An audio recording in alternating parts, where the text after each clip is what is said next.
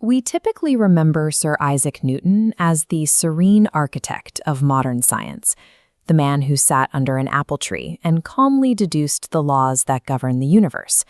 But the historical myth of the sterile, detached scientist doesn't match the reality of the man.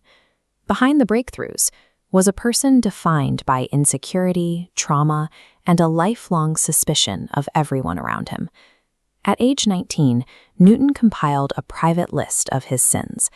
Most were mundane, but one entry stands out, a confession that he had threatened to burn his mother, his stepfather, and their house to the ground. This wasn't a temporary teenage outburst. This volatility and deep-seated anger became the lens through which he viewed human interaction for his entire life. It raises a fundamental question about his work.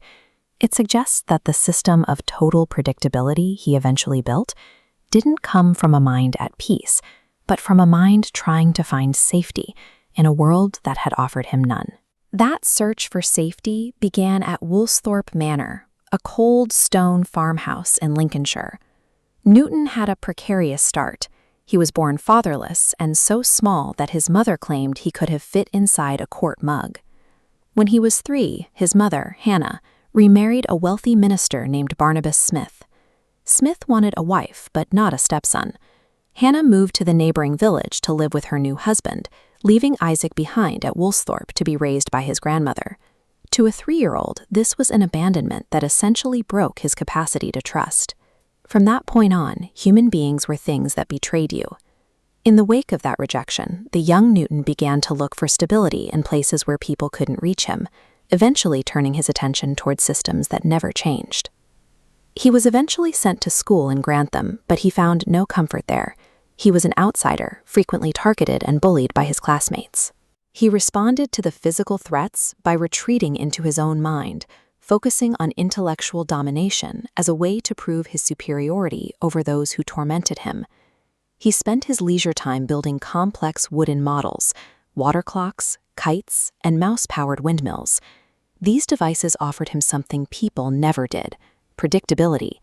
A gear doesn't change its mind. A lever doesn't abandon its post. If you followed rules of mechanics, the outcome was guaranteed.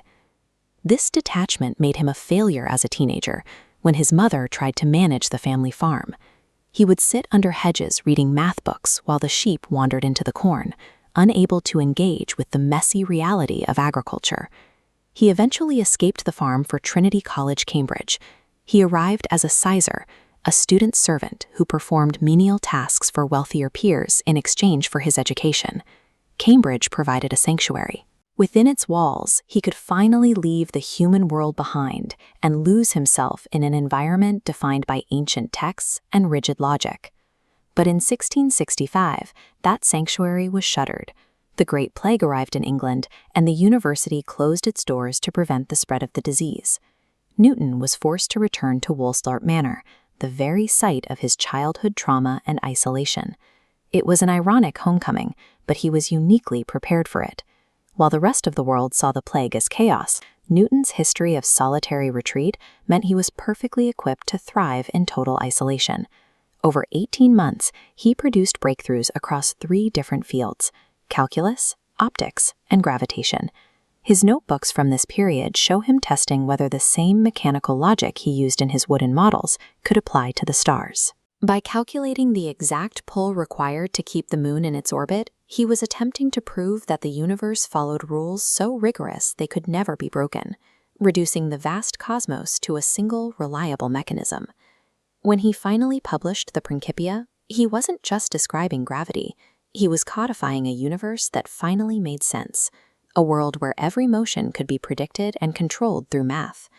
The Newtonian universe defined human science for centuries as a place of perfect, rational order. But beneath all the math, it remained the creation of a lonely boy, engineering a world